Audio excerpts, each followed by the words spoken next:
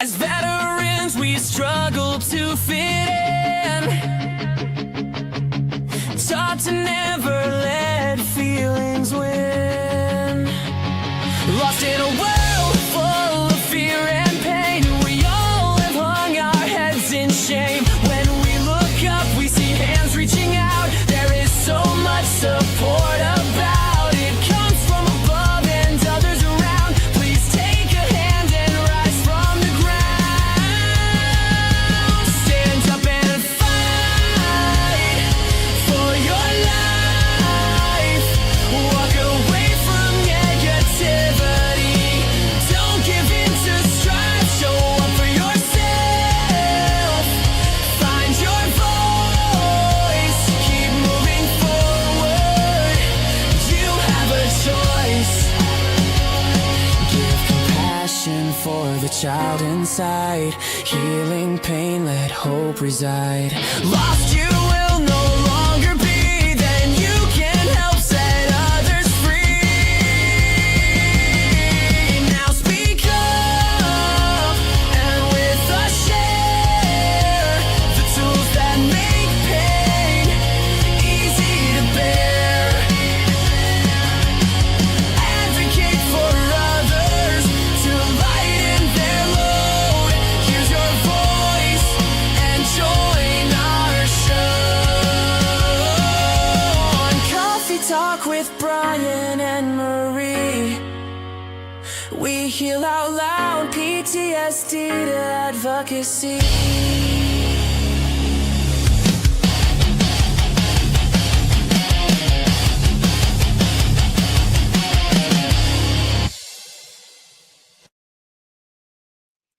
And what's going on, friends and family? Thank you guys for joining us on another great episode of Coffee Talk with Bryan and Marie. What's going on, Marie? How are we doing today?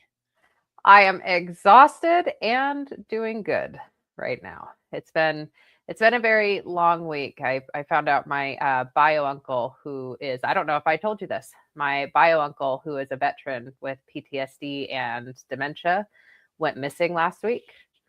And I didn't know that was your uncle. I saw you talking about it on social media, but I didn't know that's your uncle. Yeah, and now he's going through hell because in a dementia / PTSD response, he ended up hurting someone, and he felt really bad about it and ended up overdosing on his insulin and ended up in jail, or ended up in the hospital. And then the psych unit went to court yesterday, and they are getting ready to take him out of the psych unit and put him in jail instead of continuing on with treatment. And so I've got a lot of people, actually David Willis out there, home front sit rep, he came to the rescue and got some veterans on scene immediately to help look for him, to find him, and to advocate for him. So we're working to try and get him into Veterans Court right now. And so I bring this up because I want you guys to know that untreated PTSD can be dangerous, and it is. Keep an eye on your battles, keep an eye on your friends. And if you know somebody that's struggling, please try and get them the help, and know that the veteran community is huge. Like within seconds, I had called Willis, and like within minutes, he had somebody at his house knocking on the door, trying to find him. So veteran community is huge. Reach out to your friends, check in on your people. And, I might be posting online, try to get some support. This will be airing a few weeks after. And so hopefully we'll get him the help that he needs and whatnot. But it's been a rough week. He's my biological uncle. I've never met him. I know my biological mom, and it's her brother, and it's been rough. It's been a rough week. It's only Tuesday on our end. Yeah. Jeez. Gosh, this is, I think, the third story, and this is wild that I've heard so many stories just as of recent of veterans who have lost their shit on a like pretty much on a PTSD episode. So here, local to me in California, in Escondido, California, there was a veteran who beat the living shit out of a Vietnam veteran who was hanging up flags. was a Trump supporter, all that stuff. I guess the other veteran was like a gamer, kind of kept to himself. His wife had said that he was getting super hostile and trying to get help and all this stuff, and wasn't getting the help he needed. So I don't know what inspired him to go and kill a fucking 60-something-year-old veteran who was very prideful of his country and all that. And the poor guy just ended up passing. They didn't know if he was going to make it, and unfortunately he didn't make it. So God rest his soul, and prayers for his family and all the loved ones he left behind. I know there was the community was all over there with flags and everything in support of him and his wife. But then there's another story of a veteran who reached out to 988 and lost his mind on 988, threatened to go harm mass population of people and all kinds of things. So now he's facing federal crimes and stuff like that and stuff like that. So when he was reaching out to 988 press 1, he went far because I guess he wasn't getting the help he was needed. So instead of them checking on him and stuff like that, they just I don't know if the situation got worse, but nevertheless, this is starting to become a little bit of a trend that I'm hearing now of veterans who, and now your uncle, now he hurt someone in the midst of his mental crisis. Right. And sometimes when I think people lose their shit or we lose our shit, things are not clear. We do not think rationally. We do not think, we just don't think clearly. Right. And things happen. And sometimes things are irreversible, and it's unfortunate. Right. Because what your uncle did isn't a good thing. Right. Yeah. If he hurt someone, right, bodily harm to anybody, there's no excuse for that. Right. But the unfortunate part is that it is stemmed down to a reason for, why your uncle ended up in that position. Right. And well, he's got the PTSD going against him, and then also the dementia, which diminishes all of your natural instincts. Right. Or all of your learned instincts, I will say, and so then, you just have no filter sometimes. Like I remember when my dad, and this might, as those of you who are listening might know, my dad passed away. It hasn't even been a year yet. But right there at the end, when his dementia got the worst, he was cussing at my brothers. I have never heard my dad say a curse word once. Never once.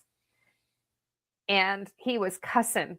And he was threatening to fight, and it was not good. This wasn't my dad, and so the dementia, it changes you completely. It does. And then you add the PTSD on top of it. And I can't imagine like how scared he must have felt, how shameful he felt afterwards when he realized what had happened, like I can't imagine. And that's why it's important, folks, to protect your mental health, protect your mental space, right? Because as you get older, things that out of our control, our brain is going to end up functioning however we treated it throughout the many years we've dealt with it, right? So dementia is a hard thing to deal with. In Alzheimer's, I've dealt with Alzheimer's too. Like I was a little boy, and when I might go over and see my great grandma, she didn't even know who I was anymore. Right. And that was like my favorite little great grandma. She didn't even know me, and she was calling me weird names and mean names and everything. But the thing is, she looked like the same human being. Right. Except, she did look distressed. Right. Her face looked a little like she just totally. So I think it's important for people out there to protect your mental spaces, mental health. If if there's people out there that constantly are interfering with that space, you need to try to get them out of that space or find a better space to go protect that, because our mental health is important. And I've really learned that now in my mid 40s, right? Like sometimes you might even have to cut out family members, unfortunately, to protect your mental health, because they may not understand that. but it's sometimes it's necessary, you know, and it's unfortunate.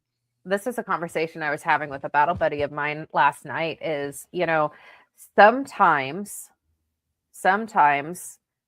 you know, there's stuff that we need to do internally, but sometimes the environment is too big and we need to get out of that environment. And like one of those big environments sometimes that isn't healthy, you know, is family, you know, just kind of based on what you were just saying. And there's a saying that people hear all the time and they use it as an excuse, and they say blood is thicker than water. And they are using that wrong, because it's actually the blood of the covenant is thicker than the water of the womb. And so it's actually, you know, the covenants you make between friends or God or whoever is actually stronger. I can align myself better with that saying than the first one, right? Because I've learned that saying, it doesn't apply to my, you know, thoughts. It's wrong. You know, people just use it wrong. So every time I but hear I can that, align way more with what you just said. Absolutely. That makes way more sense. The blood of the covenant is thicker than the water of the womb. Yep. That sounds good. That makes way more sense to me, like I said.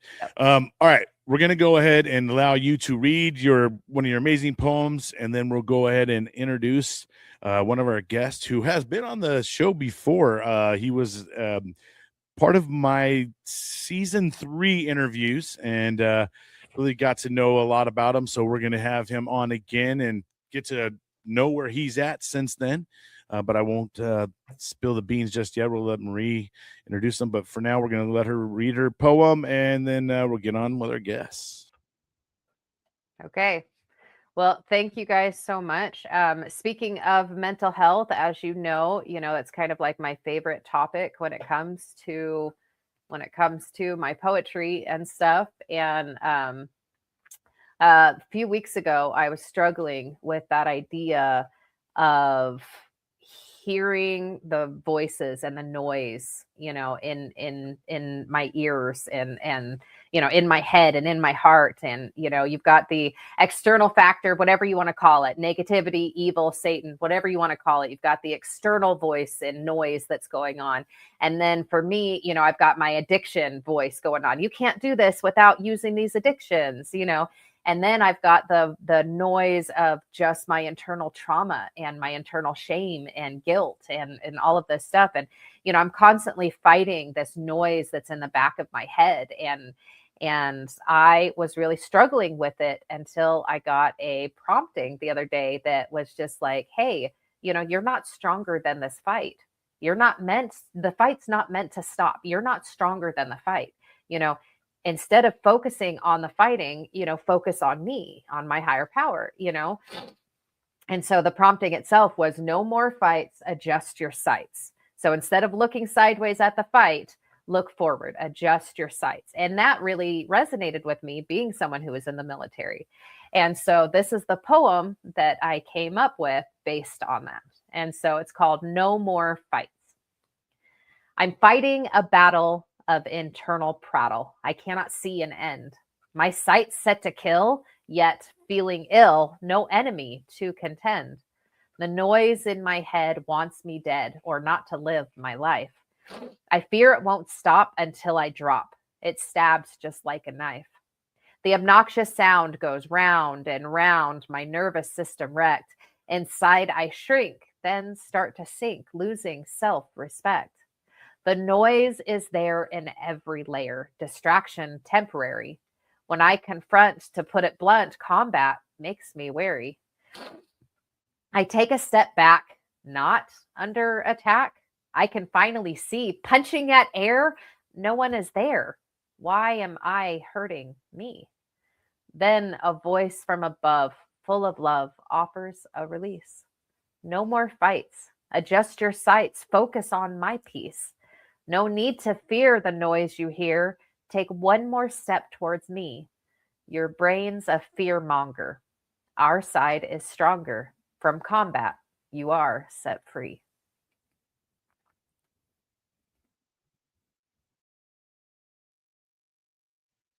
All right. Outstanding. Thank you so much. All right, let's go ahead and introduce our next guest. But before we do, I'm going to play a quick clip from when I had him on. This was interview 129 on Every Day is a Saturday, USMC Veteran Podcast. I'm going to go ahead and share the screen, push play. I just kind of just put a place. This is nothing specific. I don't even know what I push. So we'll go ahead and see where it is.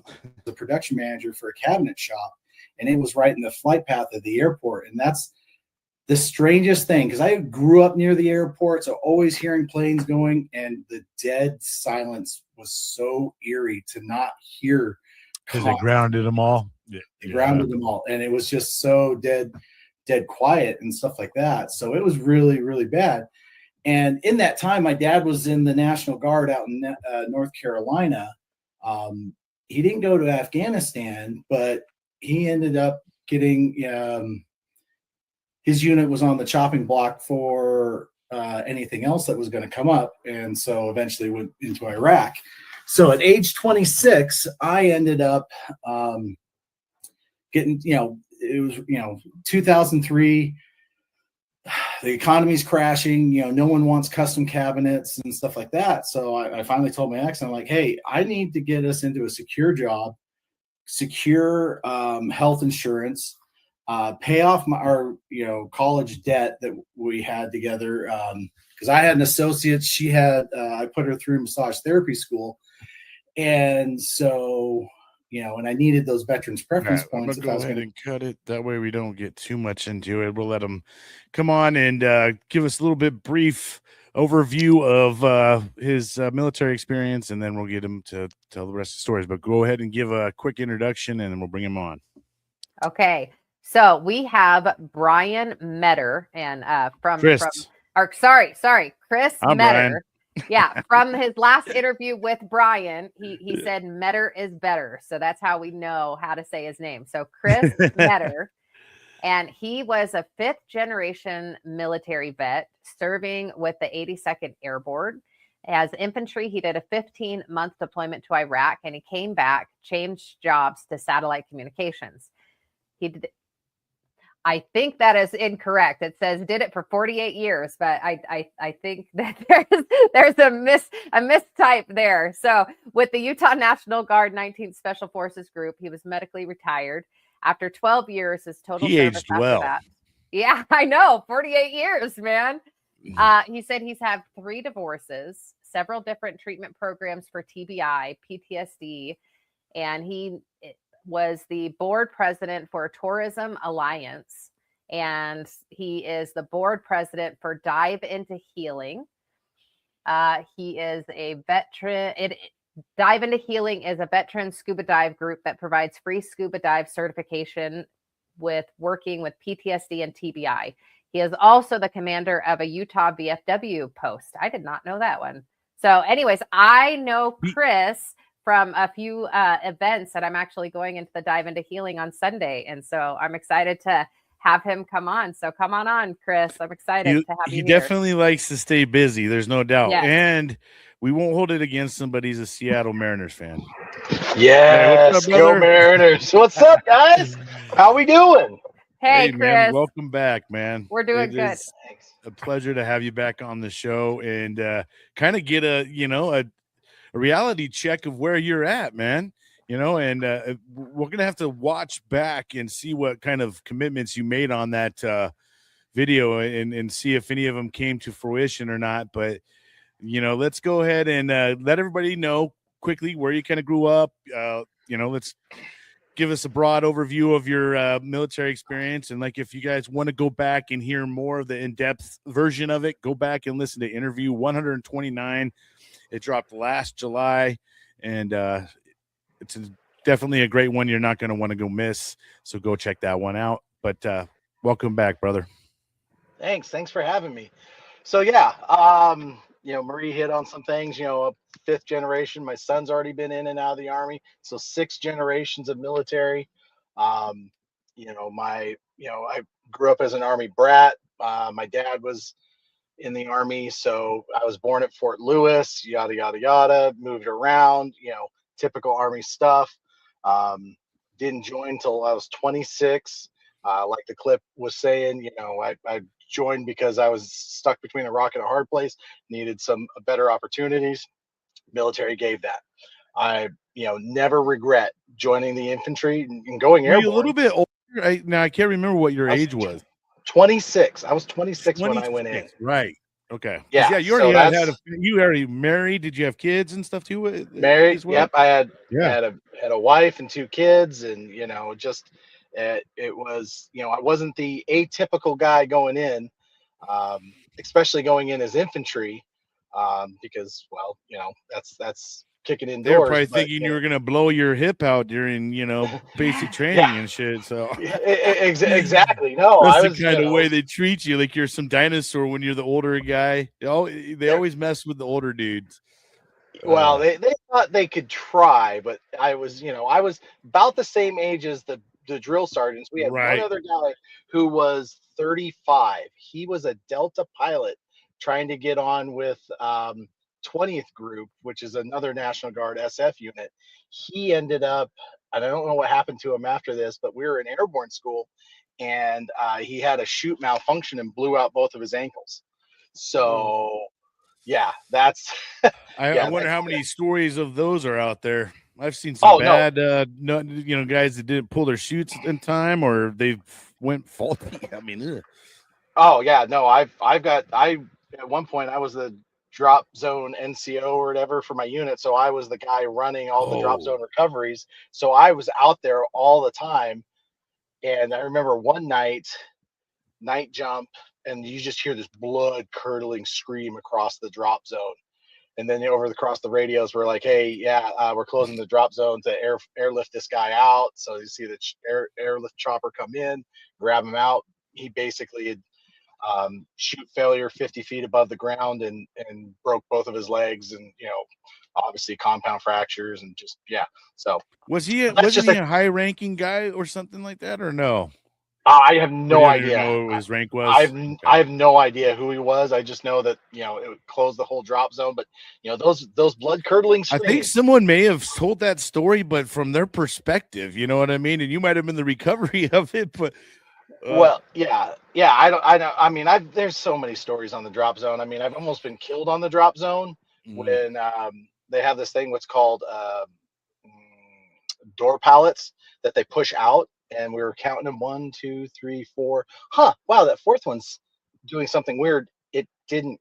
It was tumbling, so it had not pulled its chute out, and it was a mock javelin package, so it was hundreds of pounds, burned in about 20 feet away from me. But wow. that's just a typical airborne operation. That's you know they airdrops. That's a hell of an airdrop right there. Yeah, well, yeah. Yeah, it hit terminal velocity. But yeah, so did my time in the 82nd, got back from Iraq, after a very adventurous 15 months. When did you deploy? 06 to 07. Okay. So we were there right before the surge, and then during the surge we got extended for 3 months, and they're like, "Hey, we're going to give you another $1,000 a month to stay out here for 3 more months." We're like, "Oh, great." We had, at that time, we had already lost 22 guys of the 300 that we brought over. We were we were heavily involved in combat, and we were just looking to get out of there. There's a documentary that I'm in, and my squad leader is talking about. He's like, he was one of those guys that got stop lost in the middle, right before we punched out. So he's like, yeah, it's like getting your prison sentence extended because there's nothing you can do. You're just, you have to go do it. So yeah, you signed. A lot of people don't realize that whole 4 years active, 4 years inactive, and that they can still call you back. It's really an 8-year commitment. Yep.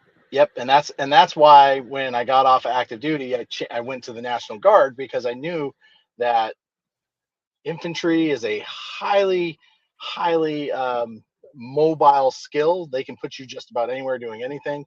So I'm like, I want to change that script on myself. So when I was out processing at Bragg, I said, if you can give me 19th Special Forces Group and satellite communications, I'll sign the paperwork. And he said, come back tomorrow. And sure enough, he had that paperwork. So damn, joined the Utah National Guard. Because I wanted a unit that had money for training and money for equipment. because that's the number one thing that most guard guys have issues with is they never train, they never have the equipment. So special forces unit. Is this lessons that you learned from your dad being in the military? Some, because he you said for a he long was guard, time, right? yeah, he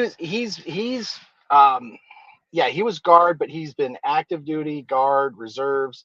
He's done the whole gambit. I mean, his career is just one crazy career because he started out as in 75 a LERPS guy patrolling the border in Korea.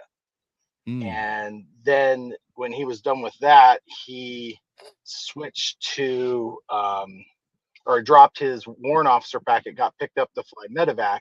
So he went to flight school, medevac school, all that fun stuff. So he did the rest of his active time that he was doing then as flying medevac. Then he got off active duty, then went into, I think it's the Washington Guard, flying Chinooks. And then in the meantime, he got got up to be a physician's assistant, moved out to North Carolina, joined the Guard out there, couldn't keep up his flight hours. So he gave up his warrant officer commission to become a medic platoon sergeant. That's where he did 3 tours to Iraq to my 1. And on my 1, me and him were actually able to spend 3 days together. I was going. Oh, that's right. Yeah. He was coming into country. So, I remember that how story. often do you get to go to combat with your dad? And then he came back after his 3rd tour, said, I'm done. I'm done being enlisted, dropped his officer's paperwork, got picked up as a captain, and did that time until as a flight surgeon up at Fort Lewis for a unit up there, or in the reserves, I believe, and then retired out after 35 years total service. Did they get him out because of his age, or did he retire on his own will? Because if he retired on his own, be pushed out. Okay, I was going to say, he sounded like the type that didn't need to be. What year was that when he was when he retired? I want to say 2018. Damn. Okay, when was he in Lewis around the 09 to 11 time frame? No.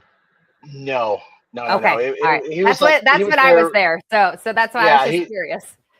Yeah. He was. I forget what flight wing he was the flight surgeon for up there, but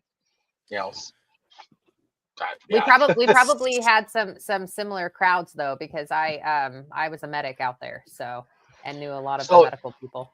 You might have known my cousin Gina Higazi.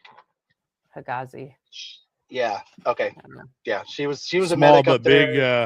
Big. If I saw her, maybe. Yeah. I don't know. My names are horrid, but yeah, she worked at Madigan and then worked with the 75th guys and some other stuff as a medic, and yeah. Okay. So Chris, kind of going back a little bit to what we were kind of talking about before we got a little bit on the sidetrack. Yeah, sorry. Which we'll probably do more often than this. But I imagine that somewhat at your age, too, your mentality, you had your wife, you had kids and stuff like.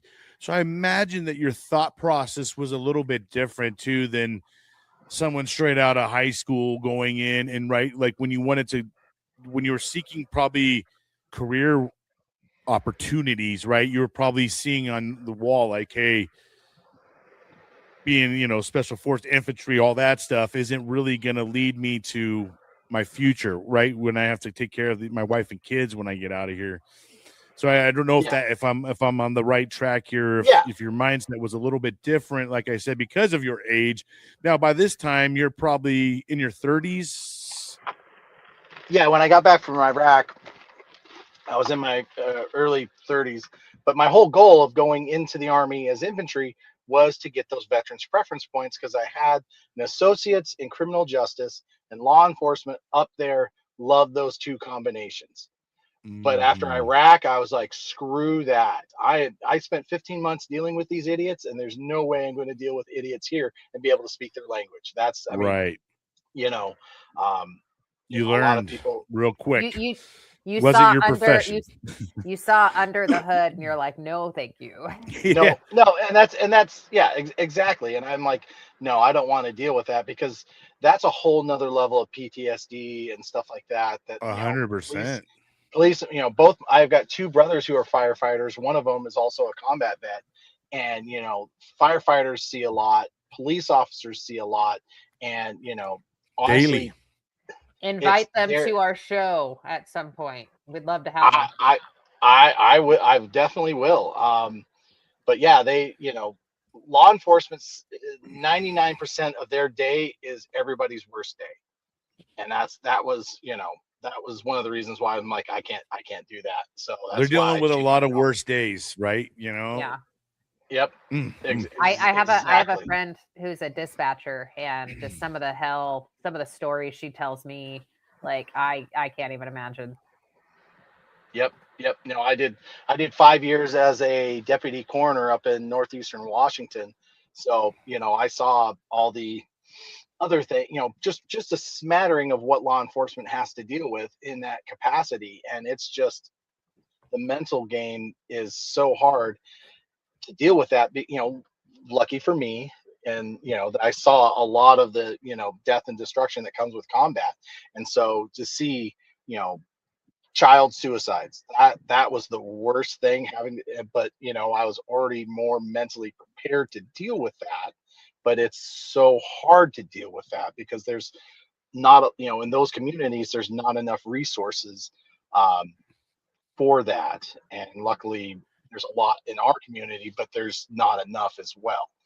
Can And I the average can I throw out there, just in case anybody's listening and they are dealing with children mental health problems? Okay, there are two programs that I have recently been introduced to, and they are phenomenal. One of them is local here in Utah. It's called Hope Hero, and they really focus a lot on childhood, teenage, mental health. And then there's also a worldwide organization called Where Emotions Flow. And that one, I had the opportunity to do a keynote speech on Saturday, which was phenomenal, talking about grief and talking about mental health between 15 and 18-year-olds. So that's a little bit older, but they work with teenagers of all ages. Hope Hero works with, I believe, children of all ages as well. And if your child is struggling with mental health, there are resources available. So reach out to me. I will help you find some local resources. And then there are the international resources. So I just want to throw that out there. Also, you could encourage your teenagers to call 988, or your children as well. That could be a resource, 911, 988. So if you know any of the kids that are struggling, there are resources for them as well. Just throwing it out there. Okay. All right. Now, so the thing is the average human, I don't think, is used to dealing with death, right? And so we're just not equipped with those kind of things. I feel like that. So these people that have to deal with that every single day, it's a lot on their plate, man, and to cipher through, because they see someone at their end times, before their end of times, why they're screaming for help or whatever it may be. My wife was even trying to be like a doula, whatever they call them, like where you're there for the end of the person's death. And I was like, Death babe, doula. babe, I don't know if you can mentally deal with that later, because you would be too attached to the human. You're way too much of an empath. Like, it would literally, you would be mourning every death. Like, that would be a major PTSD issue, I feel like, for some people. I just feel like there's some people that can know how to kind of handle that and walk through and be normal, and then there's people that would just literally, that could destroy them, right? One story, one issue, one typical thing. Yeah, no, absolutely. I mean, and I'm going to start getting into my dive into healing stuff with this, because it is, there's just what you see in combat, what you see in I'm just going to call it death and destruction in combat, in law enforcement, in firefighting, rescue. It is not what the human normally deals with. And so, like, So I'm the board president of Dive Into Healing. We are a 501c nonprofit. We work with vets. Yes, cool. We get you in scuba dive, stuff like that. But we base the program around results from Johns Hopkins University studies that they've done on scuba diving that helps with PTSD and TBI.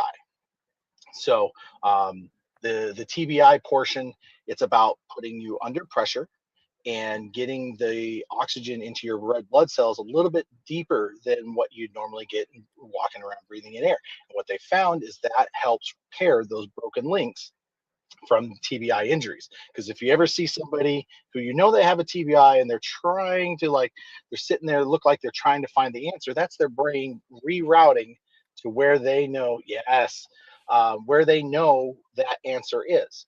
And so what they found in a hyperbaric oxygen chamber, and I've done a program like that for 30 days, twice a day.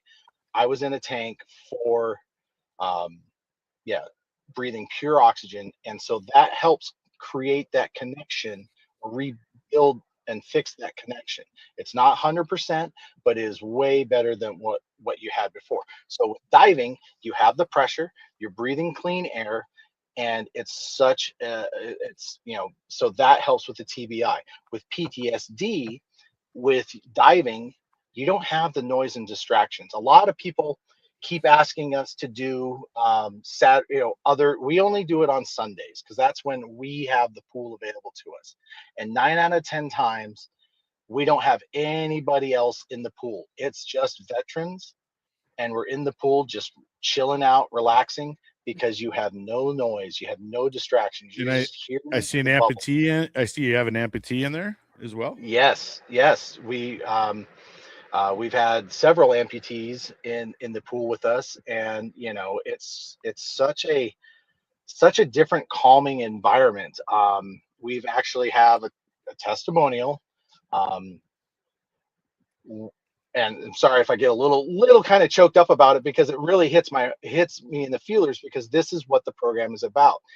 He will call us up and say, "Hey, do you have any slots available?" And we pretty much always have. We'll make a slot available for him. And his testimonial is that it provided him the opportunity that he needed, so that way he didn't take his own life. And to me, that's just the kicker that makes why this program is so awesome, is that, it's about helping those guys through those situations, having that calming effect inside the pool. Yes, we can go get you scuba certified. Through the program, I've gotten advanced certified. So I've now been able to go scuba diving other places in the world, which is absolutely amazing.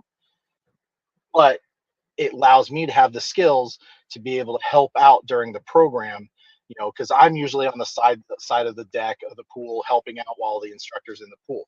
But something we also do at the end of our veteran sessions, because we do have, there's me in the water. We do have a meditation session at the end of it, which is, so our vice president is a vet. He wrote all the music and put all the verbiage together for the meditation that we read. And so what we do is we get you some weights on your ankles.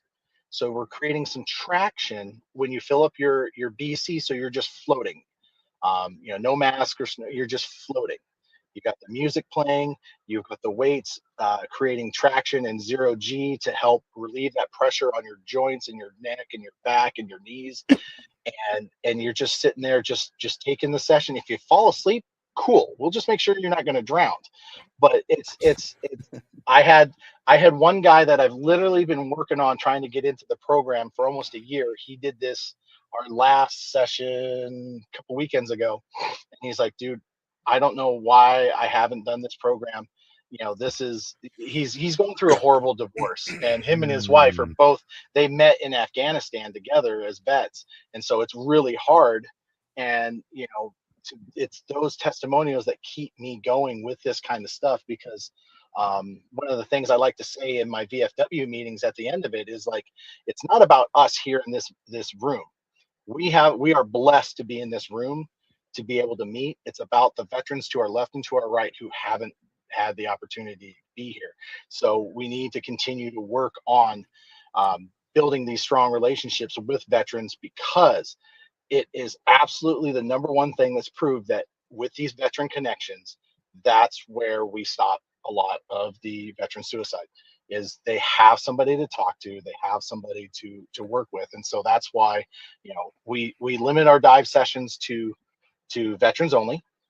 So there's, you don't have screaming kids running around. We do have friends and family, because we also recognize that having that friends and family connection to support you in something that you like to do is so huge. I mean, yes, there's veterans who are into shooting, there's veterans who are into stuff, but it's hard for sometimes the family to be involved with that. So creating that family involvement is, really helps those veterans with their struggles. So, yeah. So, I got so him. I have a question for you. So I met Chris back in, it was the veteran holiday market, veteran business owned holiday market through the Behind the Lava Yes. Lava Foundation here in Utah. Yep. And Yep. I met him because I was walking around and I was networking, and I had somebody's like, you need to meet this guy. You need to meet this guy. Every time I pass this guy, you need to find this guy. Look for him. He's got this beard. Look for him. And so like I was sitting there trying to find him. And anyways, we ended up finally, like touching base, and he was telling me about this dive into healing and stuff like that. And I recently just met your I don't know who he is, Chris Jakeman. Yeah, he's our dive. I always say dive master, but the proper term is dive instructor. He's fully certified. Yeah. So I recently met him at another event. And so like both of these guys are like huge on advocating and whatnot. And so it's been kind of fun, because I've also seen Chris at a couple other events, and, wearing a fur coat during a Silkies hike and at Irreverent Warriors Silkies hike. But anyways, like crazy. But my question is, like we've been trying to get me into to an event for the past few months, but with everything with me going into the psych unit and the PTSD program and then my surgery and just everything, it hasn't happened. So finally we've got me on the schedule for Sunday, and fingers crossed I'll be able to be there. But my question is, can you explain kind of the process? So if somebody is interested, can you explain the process on how to get involved? And also can you just explain, you've got the like your I'm trying to think the sections of what you do. So the stages, because you've got the stage in the pool, and then you've got the certification, you've got the deeper dives, all that stuff. Can you just kind of like go into a little bit more details on how to get involved and then the different stages that you have? Yeah. So biggest thing, diveintohealing.org. You can go there. And we've got Facebook and stuff like that. Sign up. For those who don't know, this is in Utah at the moment. Yeah, this is Utah. at the moment. Yes. We're in Utah, and I'll get into some other things. But you go in there, sign up. Our instructor Chris will reach out to you after you sign up and work about getting you in. He can only do 8 veterans at a time. So we get you signed up. There's some quickie questions that we go through to make you understand that, excuse me, sorry, that you're doing a try dive. You are not going to get certified after this. It's very specific. There's some medical questionnaires, because unfortunately there is some medical issues that preclude you from diving. Now I had to get a doctor's note for mine. I'm a type 2 diabetic, back, neck, everything, blood pressure, all this stuff. I still got cleared to do this. And so we get you in, we do it. What would be the things that would inhibit someone from being able to do it, right? I mean, what, like, is it like their lungs or something? Because you got to go underwater, right? Is it something to do with that kind of stuff, the holding your... If you've had like a previous heart attack, or depending on major corrective surgery for internal stuff, I mean, it's actually fairly open of things that you can do. I've only come across like 1 or 2 guys that we just can't get them into the water. Like one of my guys from my VFW, He's got a colostomy bag set up that's pretty severe and stuff like that. So it's unfortunately he wants to do the program, but he can't get into the water for it. And So the like for me, requirement is that you have to sign, or you have to have a doctor's. Every Yeah, single human has to go and provide some kind of a health check to be. Yeah, it's honestly it's pretty basic. Yeah, Um, I had to get a doctor's note because I've got POTS, which makes me kind of lightheaded, and so they needed to make sure that I'm not going to like pass out or whatnot. And so Yeah. that was my doctor's check. Yeah, and you know, and it's 100%. You know, you're dealing in a unhuman environment. You know, the Yeah. water is unforgiving, and we want to make sure that you have, you know, that you're not going to have a medical episode. Not that we don't know how to, you know, I'm about to start rescue training for, you know, the scuba dive rescue training, so that way I can help with the program. But it's, you know, there is limiting factors medically. Always seek a doctor's advice and or get a doctor's note, because it's, I'd rather have you safe than sorry. And so you go through those, you know, it's a quick little questionnaire. We get you in the pool. We do it 2 Sundays a month, first and third Sundays at 4 and 6 o'clock. It's an 8 veteran session. So the pool's not crowded.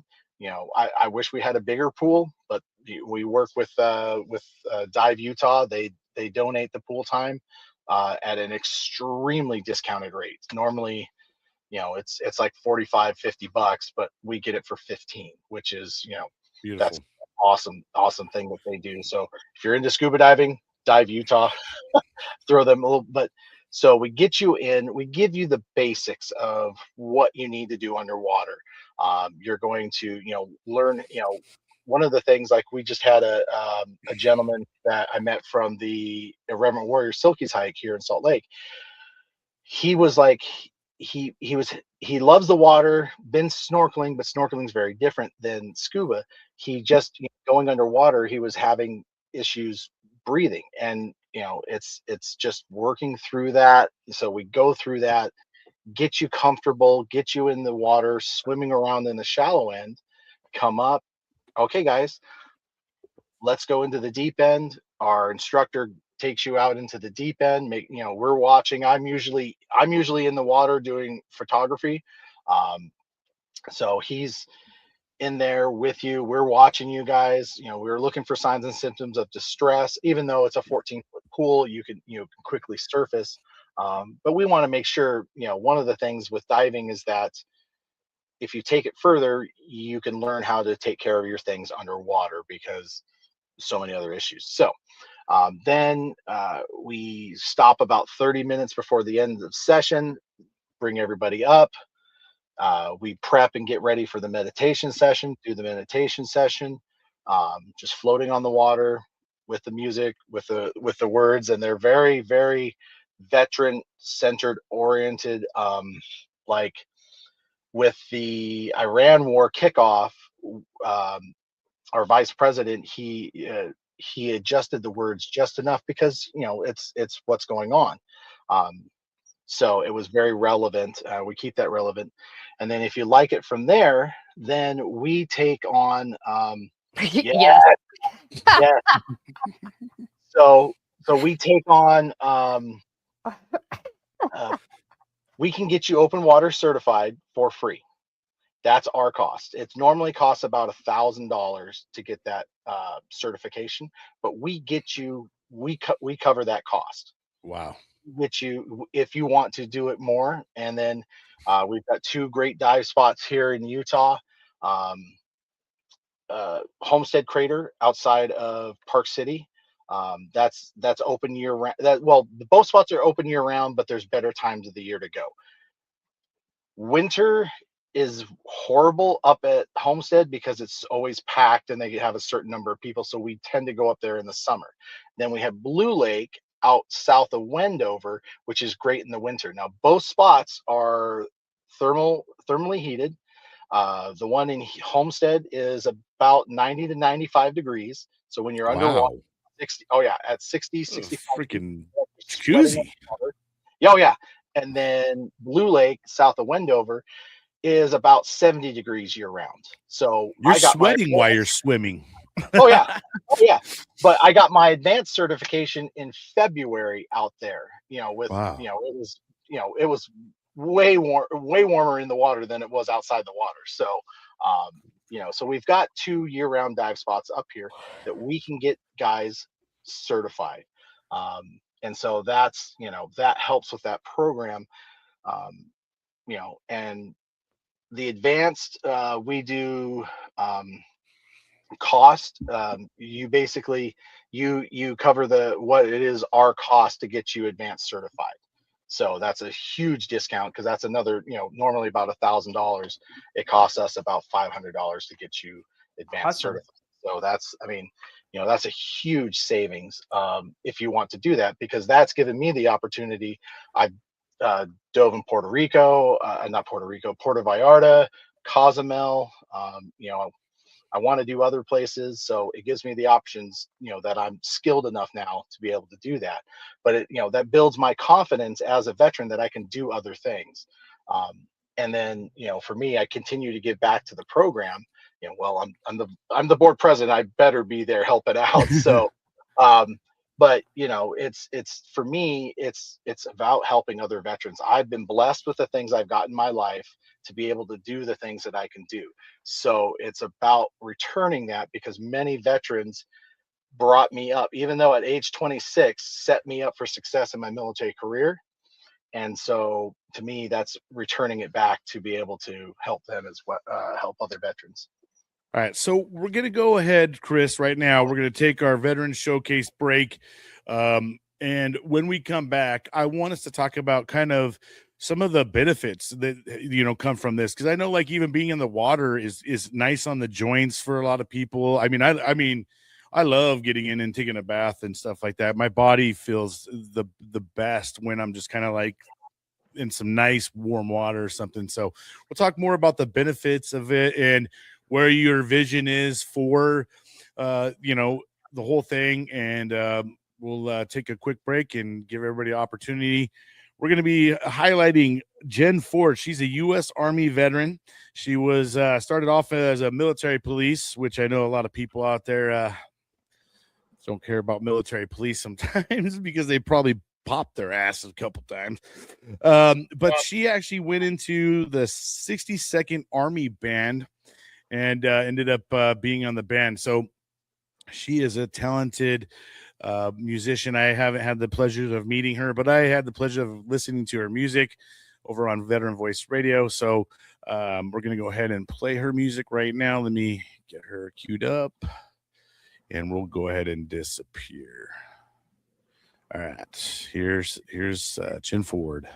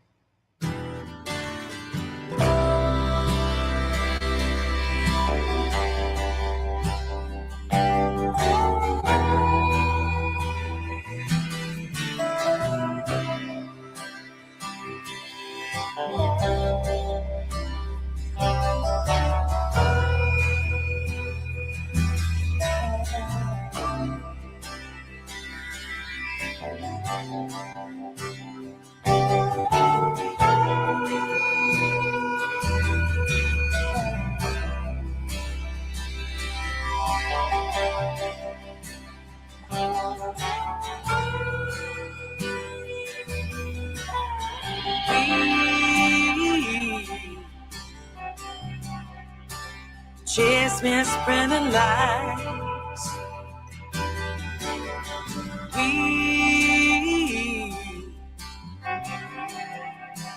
face the path of time,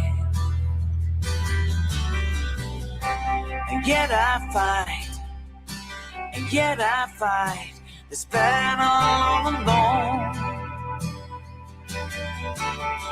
No one to cry to, no place to call home.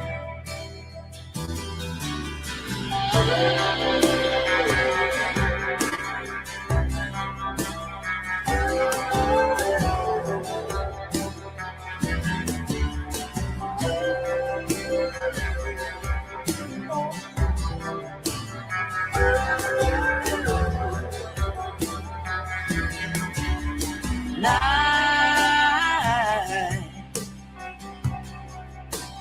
guilt and selfish rage. My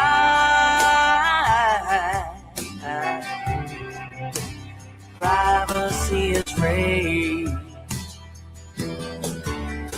and yet I fight, and yet I fight, repeating in my head.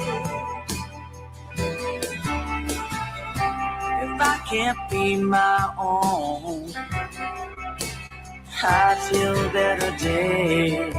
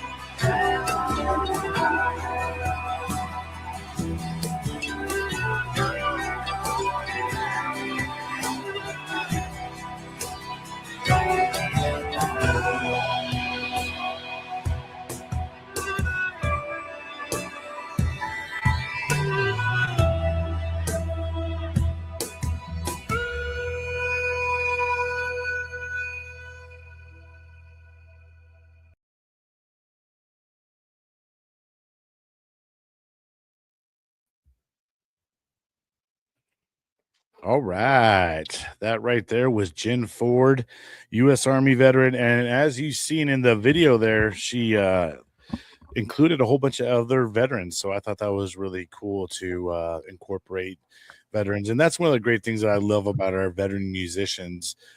They're telling the stories from a standpoint, what a lot of us experience.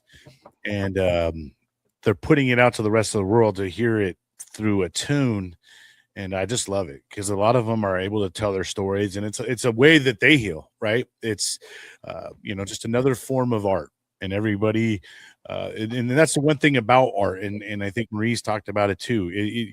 Art isn't just sometimes with a paintbrush and a thing.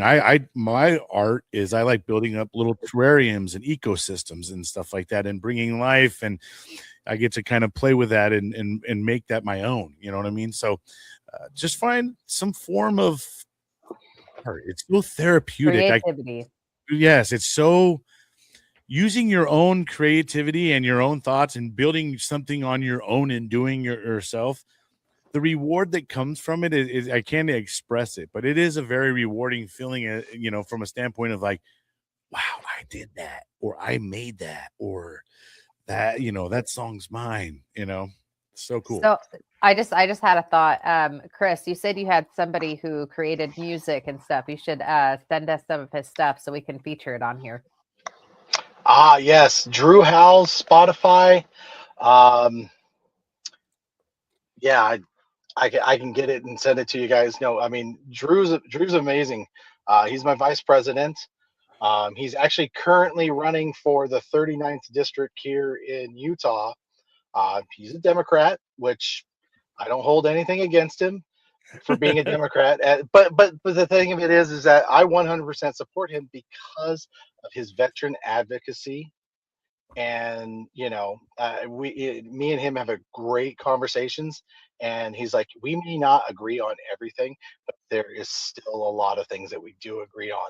And the power of communication, right? You guys may not have the same political views, but as humans, there's a lot more in common that people have in common than they ever know once you have those conversations, right? I'm glad you kind of pointed that out. Exactly. I mean, it's key. When I was a city councilman up in Washington, yes, it is a non-partisan position, but I was a registered Republican and stuff like that. Everybody knew that I was with the Republican Party, blah, blah, blah. But I always said, it's like, I don't care if it's right or left. You could bring me something that you want to talk about or you want done. And I'm like, I represent you as a citizen, and that's my responsibility to figure that out and make that happen. And so many people just, I think that's a hard part for a lot of people, right? Especially even in the advocacy world, right? When you become an advocate, you're advocating for all humans. They could be from all walks of life. You know what I mean? And I just kind of had to tell this to another person. Our stories may not always align and sound the same, and you may not like what the other person's story sounds like or is like, but that doesn't mean that anybody else's story is less than the other, or vice versa, right? And so I just I think it's really critical, important that I like what you said here. I wanted to bring up, this kind of goes full back circle into the situation with my uncle. Okay. There was somebody, my bio mom put the full story on Facebook, and somebody on there got really hung up with the actions of my uncle. And I was like, listen, and two people got into an argument. One person was saying, oh, this is horrible, this person did this. And then one person's like, dude, he's got PTSD and dementia. We're not justifying. We're just saying, hey, he needs some help. And they got into this argument, and I got on there and I was like, listen, guys, I appreciate your passion, but I'm not looking for condemnation. I'm not looking for justification. I said, all I am here is seeking resources, because I was like, I need to know legal resources that could help, and emotional resources to get him in the veteran court and all of this stuff. And anyways, I finally put on there, I said, listen, guys, take it off of my feed. And this guy got so pissed, saying, you're justifying, blah, blah, blah, blah, blah, blah, blah. And so finally, I just sent him, I just deleted the guy. I just deleted him because he was being so disrespectful. And I'm like, I understand that you have your opinions. Got it. But I am not here justifying any actions. I am an advocate. I don't care what they did. What I care is they are seeking resources, and I am going to help find the resources, because everybody deserves the resources. Everybody deserves a chance. Like my idea, there are no evil people. There are evil actions based on unhealed trauma. And so if somebody has hurt somebody else and they are seeking resources to get better, that's for the courts to decide what's going to happen. I am an advocate. I am here to help you find resources. I don't care about the legal stuff. You guys have lawyers. You've got courts that'll decide that stuff. I am just here as an advocate, good, bad, or ugly. And if somebody's going to come on there and attack and shame, I will not condone that crap. So that just happened to me yesterday. And I was like, nope. Nope. And that's good, because, like I said, as advocates, or as someone who when you go into a position where you're in front of people and you're in front of a community, that community is mixed.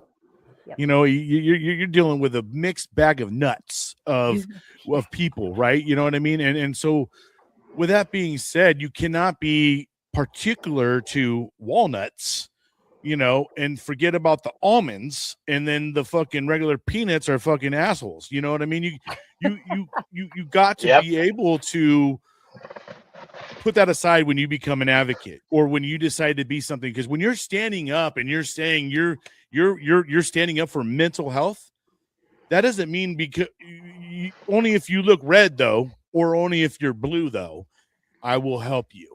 Right. And if that's that's the way you are, you're in the wrong business of being an advocate, because it is an open door policy when it becomes advocacy. Right. And there's no sign on that door that says blue only, red only. Yeah. And I think that's what we need to get to. I just had a thought, Chris. Bryan has another podcast that this is what he talks about, is that it's called Divisive Measures. And he talks about, know, how there's that separation. It might be good to have you on there to kind of talk about your own experience with this stuff. So just a thought. We'll circle back to that later. Okay. Perfect. All right, let's get back into let's talk a little bit. I know we like to go off topic, but Bryan was asking some of the benefits about this, and I also wanted to hear some of your future endeavors with regards to dive into healing, because I know that you've got some big plans. And so kind of talk to us a little bit about what are the benefits that you've seen. What do I look forward to? Because I'm excited. What are some of the things that I can look forward to? And then also, what are your plans? So you're looking at breaking through a challenge that doing something that you've never done before. That's a huge accomplishment. I mean, I don't know the numbers, but I can't, how many people have even tried scuba diving? It's very, very small. And so being, a lot of people have, fears about the water, fears about going underwater, stuff like that. You're breaking through and trying something new. And, so you're breaking through that barrier. Now, one of the awesome benefits that I really like is when you're underwater, you don't have the noise and distractions. I've been at Disney World with my ex and her kids. And I was started like, basically having a PTSD situation or whatever. And because the crowds, the noise, everything. What I ended up doing was putting on my noise canceling headphones, putting on some death metal, and just bebopping around through the rest of the day, listen, because it was distracting, and it killed all that noise. Being underwater, you have none of that noise distraction. It blocks out the everyday world. It blocks out the everyday noise that potentially can be a trigger. And so that's a huge, huge benefit for the PTSD. I mean, I'm not saying we cure it. It's a helping agent. That's all. That has been a benefit for me, to have that noise distraction taken away. Because you end up being underwater for about half hour, 45 minutes. Which each session, and so that's a half hour, 45 minutes that you don't have that distraction. That I've sat there in the pool when early on for 45 minutes, I just sat there underwater, just floating, not at the top, not at the bottom, just letting my body completely relax. And that's so many times the veterans, we are so tensed up. We are just boom, boom, boom. Like a couple nights ago, I had one of my renters came in and followed by the police at 3:15 in the morning. You hear that boom, boom, boom, boom, boom. So you're instantly boom, you're up, you're gone, you're going a million miles an hour. What it was is that a friend of his was in a domestic violence situation and he brought her out. Okay, cool. And the police were checking on him. But to have that, that police thump, thump, thump, thump, that immediately kicks you up and kicks you to high gear. Well, being underwater, you don't have that. It's just chill. I mean, it's such a different environment to be able to just not hear the everyday sounds. And I think that some people kind of almost are scared when they get to that level, right? Like, I know that like there's people that can't sleep without having noise machines or static noise. Like, I have to sleep with a fan on at night. You know what I mean? Yeah. If I don't, I hear every freaking thing. I think that some people are kind of scared, but I think that it's I don't think people realize how much our brain is just constantly on the overdrive because of all these extra things that we're constantly coming through.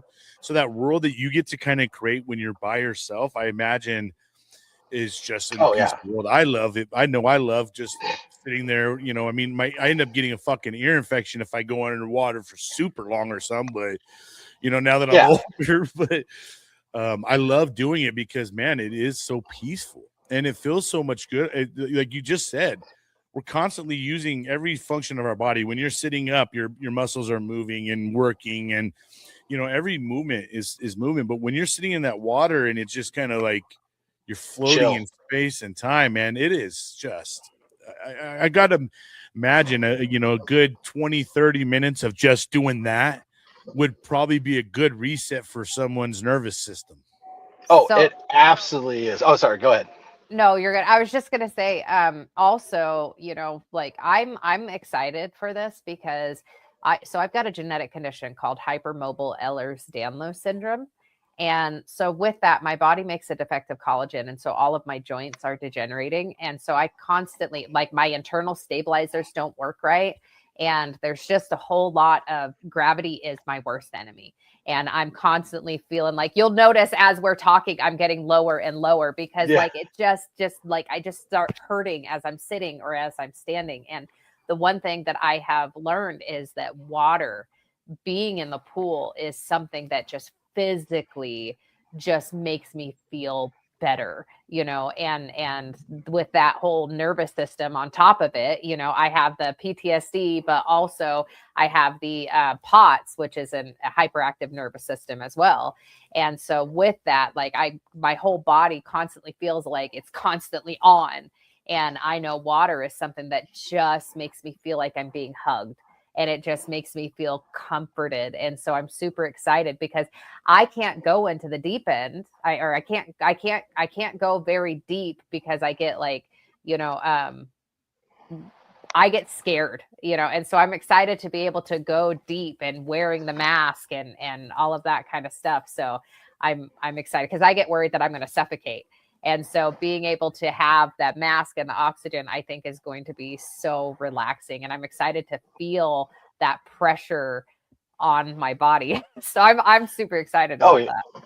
Now, Chris, have you had anybody that has come across that maybe was kind of about diving and now they're just hooked into it? I mean, it does seem like that is something that once you start to do it, it becomes something that you want to do more of, right? I mean, you know, if you have a really good experience from it and you walk away like, gosh, damn, I feel like that gave me like 3 years back of my life.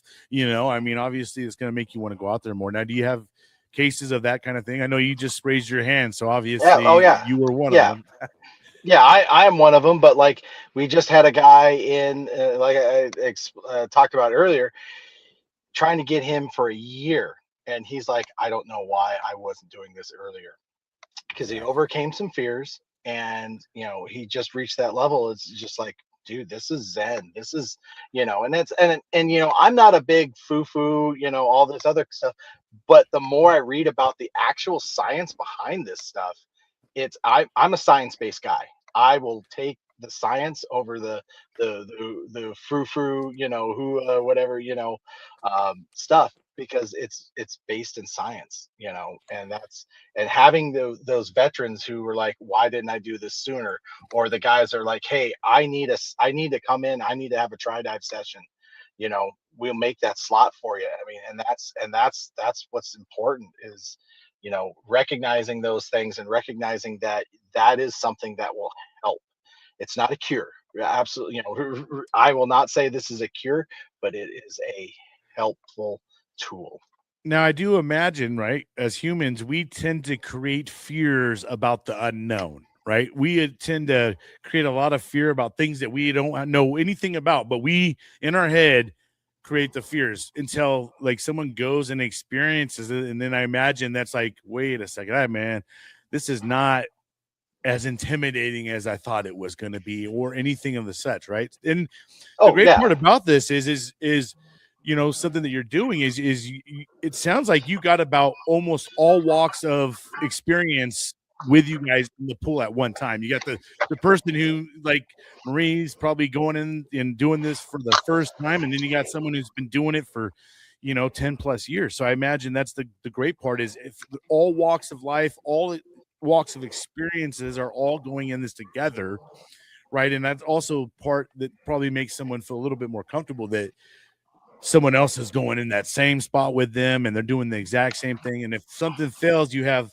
a guy to your a woman or a guy to your left and your right to kind of help you get through that tough time. Right? Exactly. Yeah. No, we've had guys who have been, diving for years, just coming in and just chilling out during a session. Because I mean, usually when you go diving, you got goals and objectives and stuff like that. But how many times do you just come to chill out? And that's, to me, that's huge, because in a session we have tri-dive guys going and guys who have done the tri-dive stuff, so they're playing around in the pool.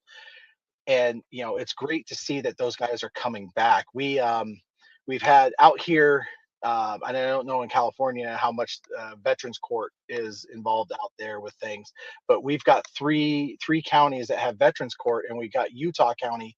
They send us veterans. Wow, And I've never even heard of Veterans Court until Can you explain talked Veterans about Court? Yeah. So Veterans Court. So This is State what of we're Utah trying is to get my uncle in, by the way. Yeah. So the state of Utah has recognized that veterans have committed a selfless act by joining the military, and they've done their service and stuff like that. And the service connects to some of the issues that they're having. So Veterans Court is a program that, it's got some rules and stipulations and stuff like that, but you can get reduced sentences, less time, and it's more community oriented instead of just like throwing the book at them, because these They are focus guys on the who mental health. They focus on the addictions, that come with increased mental health struggles and stuff like that. So they take all of that into consideration. I put California because I didn't know if we had it here, but here's a little blurb about kind of what it is and the eligibility and all that stuff. If anybody wants to look at this, why Chris is kind of talking. Yeah, no, it's an absolutely great program. We've had guys come in and they do their community service by being there at our dive sessions, because they recognize that this is something that helps them get to a point where they'll be more successful in their veteran court program. And and unfortunately some guys have relapses, but some guys don't. But it's a program that has really helped Bridge a lot the of gap veterans. a little bit, huh? Well, yeah, because we have guys. I mean, we've a lot of people have been there, done that, kicked in the doors and stuff like that. And so the military does not retrain you for civilian society. So you've got these trained machines out there trying to process what's going on in civilian life, and they can't. And so that's where they end up getting in trouble. And so the courts recognize that, and so they work with them to, not institutionalize these guys, but get them help, get them back to being trying to Rehabilitate them and without sending them to jail for 3 to 5 years. It's so super awesome. Now this Veterans Court, is this a VA funded type thing? No, no, because my gosh, dude, sounds like something. I mean, I'm not putting on the VA, but it does sound like this should fall on the hands of the military somewhere or another, because this almost sounds like it's these guys are doing what the hell the fucking military should have done for a lot of these men and women on their way out the door, not before they get themselves into like legal troubles or something to the effect that may ruin the rest of their life from ever getting a fucking federal job or any job at that. No, this is something completely disconnected. Wow. And most places it's not an automatic thing. You have to request it. You have to find people who are an advocate. The VFW will provide advocates to kind of help you, and other programs will as well. But that's the thing, as like, Bryan and I were talking about this a while back on one of the episodes. I think that there should be an out processing, like you got a month or two company that you go to learn how to be a civilian, right? You go to basic training to learn how to be a military person. You should go to some sort of basic training to learn how to be a civilian, to prevent some of this stuff. I think prevention, but right now it's just so after the fact. And And the issue that we have with the Veterans Court too is they are very picky sometimes on what they will approve. And again, it's not an automatic thing. So you have to find an advocate to fight for you. And so many veterans don't know about this. Like when I reached out for help, you know, there was other people that are like, what the heck is Veterans Court? And I'm like, dude, this is something that's so important. I guess if it doesn't really impact your life, you might not understand that part. Like, you know, if you didn't have a drug addiction and you need rehabilitation or any of the stuff, you may not even be aware that there is these special programs out there. And so I love that the Veterans Court here in Utah is utilizing programs like Dive into Healing. I think that's fantastic for the rehabilitation, because I didn't know that they did that. I know that they send people into inpatients or outpatient treatment. They send them into addiction facilities and stuff like that. But I didn't know they were actually using some of the nonprofits. I think that's fantastic. I'm wondering, if this would be a mission for the veterans, right? For us to work on getting the military or something to have some kind of out processing type of program with AI nowadays. And I hate AI sometimes, but with the capabilities that you can use it for some good, right? You can set up a code where AI goes and searches all the stories that have been put through on podcasts, on books, all those things. And AI can quickly go through and discern all that, right? Through that, it should be able to learn through all the trends. I imagine there's many trends and things that have happened in the community where it could probably start helping formulate some kind of structure that helps some of these, men and women who are trying to get out of the military, right? Because we are considered the best fighting force in the entire world. So there's no reason why the warriors that account for that strongest of the world military can't be the same way out on the field in the civilian world, boots on the ground, and that's where I feel like we struggle, right? Because too many times I think our veterans, we get stuck into certain, like, oh, he's a broken veteran, then we start getting labeled. We get all these stinking labels in our community, and then we start living and we take those labels and we start making them as though they're our life, right? And we start living by these labels. And that's the horrible part about it. We need to understand how we can translate this and make it more into a positive thing and stop falling underneath the labels. And then everybody feels like, well, I'm just broken. Ain't no one going to accept me. No one's going to hire me. Fucking, I can't do nothing. And because that's a mindset that you are being conditioned to think, man, because that's part of what the fucking community is sitting here constantly putting out. And unfortunately, the algorithm only recognizes negativity. So when we're all sitting here trying to say that that's not the way to go, we're up against motherfucking algorithm who's trying to defeat our purpose of getting people on a better mindset and a mind track of like, hey, man, I can do, I want to be the fucking best out of the military too. I want to go into an employer's office and I want them to be like, gosh, damn, that motherfucker is a badass Marine.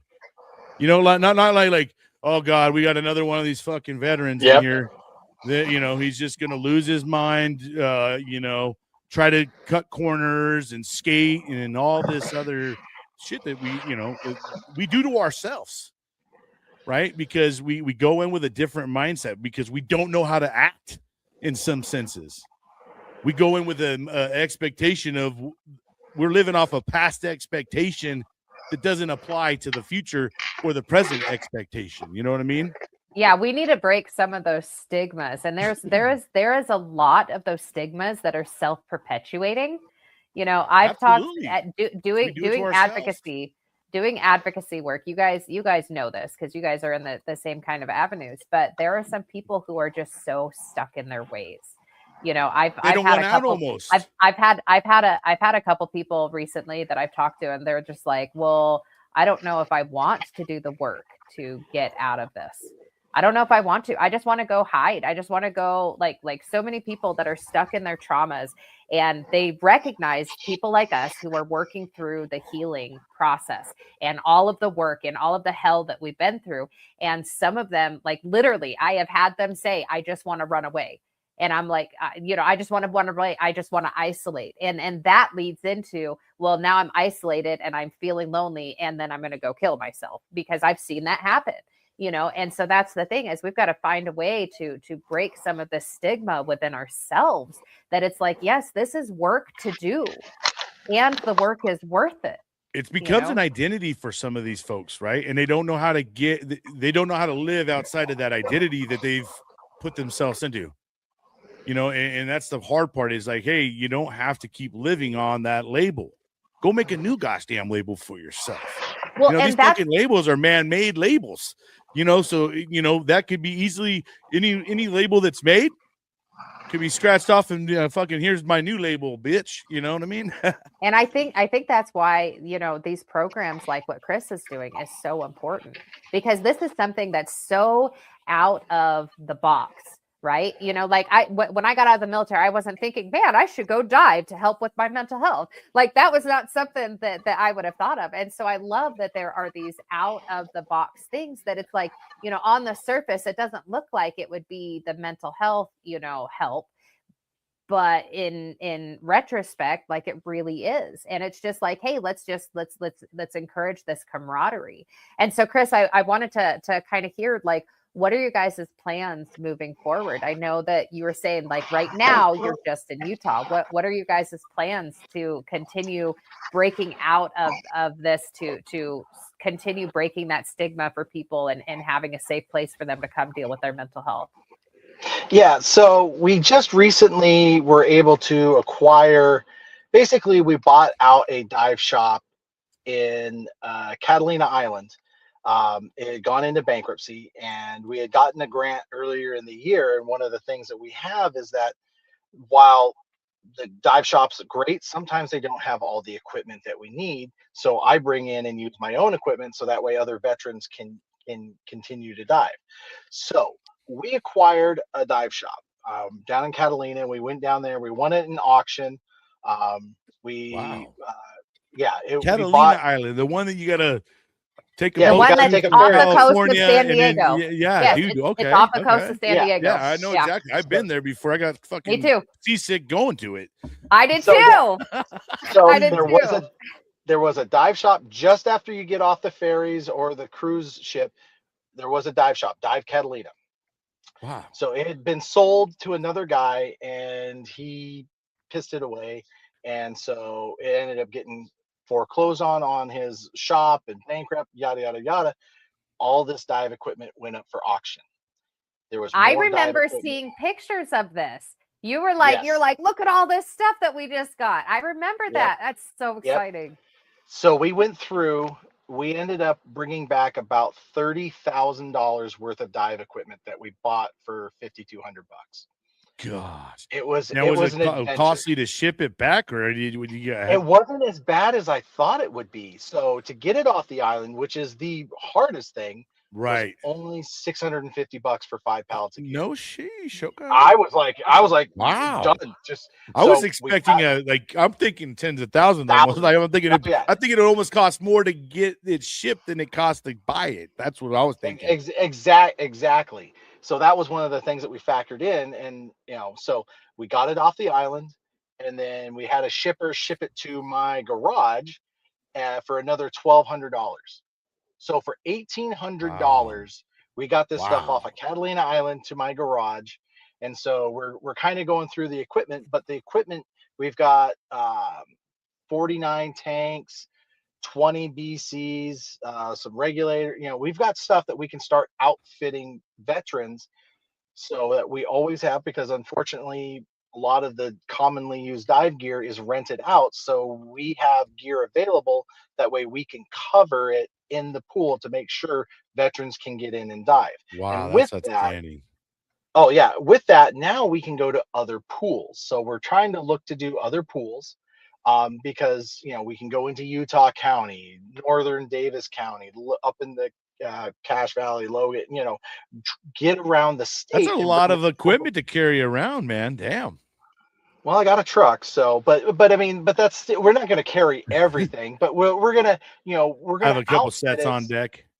Yeah, but having the ability to take it where the veterans are is the next step, because that's one of the things that we've come across is that veterans sometimes just can't get to it because it's an hour or two. We've got one veteran. She comes out from Vernal. She was just out with her friends and Vernal is family. way south, way It's south. it's like 2+ hour drive. Yeah. But she came out with her daughter for a friends and family night, and now her daughter loves it, and she's like, "Great, now I got another expensive hobby for my daughter." But it made that it helps made that connection. But being able to potentially go out to Vernal 2 hours to put on some dive sessions with veterans out there, so that way we can meet the veterans where they're at. It Be sounds able like to me you're cutting out a lot more excuses. You're finding more reasons to eliminate the excuses of why someone can't come out here. Like, tell me what you don't have gear? Gotcha. Well, Gotcha. what you need? Well, and that's What's your next excuse? Got it. exactly, and that's the biggest thing, is that making sure that we can meet our veterans where they're at, because we would love to start taking them. Our Chris, our dive instructor, he's like, "Oh yeah, let's go. We want to take a group of veterans to Tulum and do cave diving and cenote diving." I'm like, "Chris, that That's would the be next level.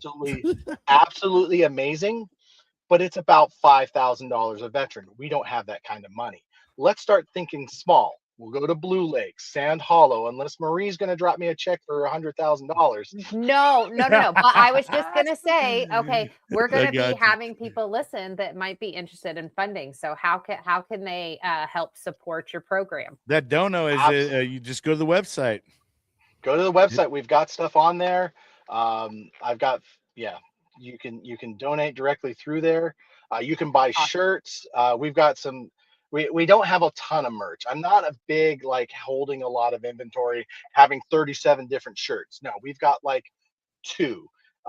It's some of the pictures of me going out to Catalina. I'm wearing the Dive into Healing shirt because I was, I'm obviously thinking, okay, we need some Instagram posts. We got to put this on the socials, so that way we're building hype. But that shirt's really nice. Every shirt bought, it's $30 for a shirt. Every shirt bought puts a veteran in for a tri dive. Wow. That's what we did. I mean, it's a little bit higher than what you would normally pay for a shirt, but to me, the kicker is that it gets a veteran in the water on a tri dive, and that's Awesome. huge to me. We also I don't know if we're selling them. I know I so we've got rash guards because, well, I'll just say this: my nipples chafe under the gear. So Oh yeah, so, that's so the worst thing ever, man. Nipple chafing. Oh, good Lord. You guys man. just need to start wearing bras, because we wear bras and we don't have it. Just saying. I'm not that fat yet. I don't know about that. I mean, yeah, But- now you're pushing it. I could probably fit in a size A. You can do it. I can see you in a B. Gosh damn it. Wow. Okay, fuck. I just said A. Now she gives me a B. Wow. Wow. Supportive ass co-host here. Fucking shit. Hey, me so- production. We might have to dock her ass on this one. So, eventually, as we mature this program, get our policies, get our program dialed in, because I think we've got it pretty good at the local level. We would like to eventually, bring it to other places, start maybe a chapter in Nevada or, Washington or Oregon or California. I don't know about California. It might be a little expensive, but I'm just giving you crap. But You don't want, the point is, yeah, I was gonna say something. I better just keep my mouth shut here. But the point is that eventually bringing this to where the veterans are. That's the key. Because I've been looking at other veteran dive programs. They don't incorporate a meditation session, and they're not, it's just get veterans in the water, scuba diving. Well, that's great. That's amazing. But let's actually look at some science. Let's actually look at some things to help these guys get through these issues.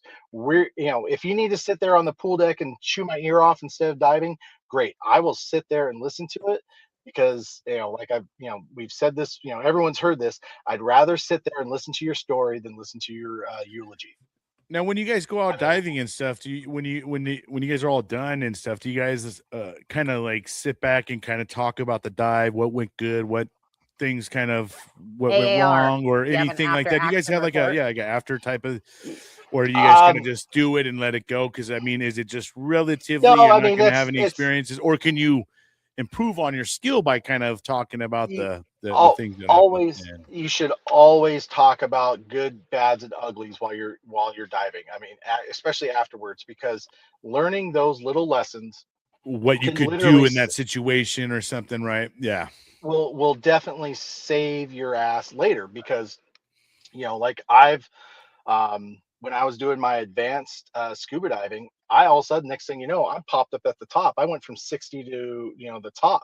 Oh, And you went too that's, you know, fast that's up. You too fast didn't, up. yeah, So because you know, when you dive, so you're it's, supposed to kind of go up slowly, right? Because yep, yeah, you're it could supposed to, kill you. yeah, because the nitrogen in your body needs to release out slowly, and when you go up too fast, pop. So I was like, oh crap, and immediately dove back Mm. down.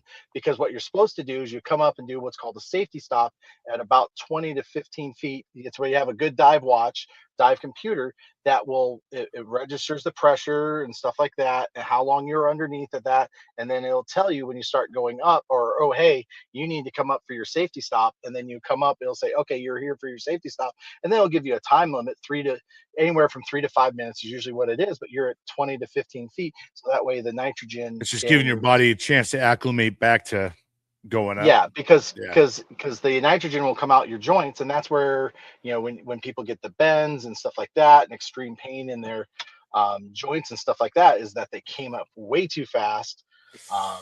And so that's, you know, that's huge, especially if you're doing deeper dives and stuff like that. But understanding that, you know, that's the program, the open water certification, very heavy on book work, but it's very big into understanding the reasons why certain things happen at certain depths and stuff like that, because it's a safety issue. Because you're literally in an inhuman environment at 60 to 70 feet deep that you are not supposed to be at. But we as humans love to push those boundaries, and so we're down there checking that out, you know, which is, it's amazing. It's another world. But the safety aspect is so key. So, you know, having that after action review is very, very key after each dive. And that's, we don't do it so much after the try dives, as far as like, you know, like, well, you know, my mask was having this. No, it's like, hey man, you good? You know, how you feel about that? You know, we're checking in with the guys, you know, or the veterans after the dive. But when we're actually diving, you know, it's legit safety, you know, AAR, because you have to have that. So this has been really fantastic, you know, kind of hearing so much about dive into healing, and I'm sure that we're going to hear more, you know, in the future. And when I go and participate next Sunday, you know, we'll talk about it a little bit later. But I wanted to know, I know dive into healing is a huge part of where you're at right now, but I know you're also involved with some other things, like with the VFW and a couple of the other organizations, you know. For our last little section of our show, I just kind of want to hear about some of the other things that you're involved with. Yeah, really, I had to reach a point where I'm like, I have to cut back some things. Too many irons in the fire pit, huh? Yeah, exactly. And being able to self-realize that I'm doing way too much for too many other people and not enough for myself. So I'm really Good. only involved with dive into healing, and I'm a VFW commander. And Yeah. we just our year will end here at the end of this month, but there's an award called All American, and you have to do all these certain things to get that. And we've got that now. My post, I think this will be our 4th year running in a row that we've gotten it. And they released the numbers, is that our post is the top post in the state of Utah for recruiting. We're at 108%. Which post is it? Damn. 12087. Now, We are you meet guys out- getting into the younger generations? Because I think that's the biggest disconnect for the VFWs, right? Is that age? Yep. Yeah, right? Is exactly. getting And the that's younger generation in there because they don't want to go into these places. exactly. And so we're VFW. We actually meet out at West Jordan Fire Station. I was just going to 54. ask, where are you guys located? Okay. West Jordan. Every West Jordan Fire Station number 54. We meet at 6 o'clock every third Wednesday. So we don't have a bar. We don't have a home, but we have a place where our meetings now are almost all packed out. We may have to look at getting going into a larger facility because we're growing so much, and it's because we're out there recruiting. So we do gun shows. We do, that gets your kind of older than me kind of a veteran crowd. But Bring out we some did. guns, man. You want some? You want to Oh, yeah. find your veterans, man? Bring out some guns. Oh yeah, bring out the guns. But like we just did out here, where they have the Salt Lake Off-Road Expo. Now I personally know the brother of the guys who put it on, so my VFW, we were able to get in there, and we did amazing recruiting. But it was the younger generation of recruits or of veterans. These 20 to 30 to 40-year-old veterans who have families, who have kids, who have all these activities afterwards. One of the things I always talk about is, are you getting your all of the benefits that you earned? It's not about, do you want to join the VFW? It's making sure that they're taken care of. And that throws them off because they're so used to everybody going, join my VFW. We've got a bar. We've got this. We've got that. I went to an event recently, and this guy spent like 10 minutes trying to convince me to join. And there's another guy behind him. And I was like, I'm not at the point at the moment. And this other guy was just like, that's okay. But it was, I get it. Cause sometimes people are pushy, but it's not everybody, but sometimes they are. So I like that that's not your focus. Yeah. And so one of the things that the VFW started to do, they have combat tested gaming. So they're trying to start these combat tested gaming groups in each state. And so when I go to the national Are you talking about like video gaming? Yes. Yes. Okay, we need to talk because I've got a collaboration for you with an active duty Air Force guy who has a gaming Discord here in Utah. Yeah. And Okay. and so they have That's their own awesome. Discord. And so I'm going to go to national and talk to those guys about trying to bring that in here, because one of the things the veteran organizations don't realize is that these I'll say 30, 40 and 50-year-old vets, we game. I game. Yeah. I'm 50 years old and I game. But that's most of us grew up with Nintendo, or Atari, Exactly. So there's a whole demographic that we're missing out on. And I'm reading about some of the VFWs. They've shrunk their bar space to do a family gaming space. Yeah. That's awesome. That's one of the key things, is that getting these guys involved with their tournaments families going, man. They do. And that's the thing, is that trying to get that figured out, how to make it work best for the state of Utah where I live. But that's that whole section of veterans that people are missing out on. Yes. And so that's one of the things I want to get in, because there's a lot of veterans that game, man, because I know for me, it is a great mental health way to get yourself out. And you're still, a lot of times, if you're playing games, sometimes you're even on the line with friends or someone and you're gaming with them, and it really removes you away from your day-to-days. I like that some of them are transitioning, because I've heard a lot of people that will stay away from the VFW because they think all they do is just drink. And that's all it is. And there's so many some of them are struggling. There's so many people who are trying to, no condemnation for people to drink. And I will say that, screaming on the rooftop. If you can drink, awesome. If you can drink like a gentleman, my hat's off to you. I'm an alcoholic and I'm sober and I can't touch this stuff, but I can go and be at the bar. But at the same time, I don't necessarily feel very comfortable sitting at the bar the whole time. Even if I'm not drinking, it's just not my go-to anymore. And so I love that you guys are kind of opening it up a little bit, because there's a lot of people that are like, hey, we want our families involved, or we want to do things that we want to do things that don't have anything to do with alcohol. And so I really like that. I think that is awesome. That makes me happy. I'm excited about that. There's a lot that other VFWs can learn from this, right? Because you know, how do we tap into the younger generation, right? And so you got to get on the playing field, right? The playing field of where, you know, they reside, right? The community resides. And like you said, a lot of them are gamers now, you know, and whether they're playing first man shooters or third person shooters or what sports have you, game, whatever it may be. But there's a large portion, like, you know, even when I'm gaming and you get to talking on the thing and you find out, oh shit, you were in the Army. Oh, you were in the Air Force. Oh, cool, bro. You know, and next thing you know, I have some friends on the damn game that I've been friends with for a long time. Never met them in person, not one time. Don't even know what they look like, but I know their voice extremely well, right? You know, it's really cool, and I'm glad that, you know, that's sometimes the problem with a lot of these organizations. It's like, we've been doing it this way for years. You know what I mean? Yeah, but your fucking shit's breaking. You know, you're for years. Now you need to throw some maintenance and tune it up, bring it up to speed, get the right parts on it.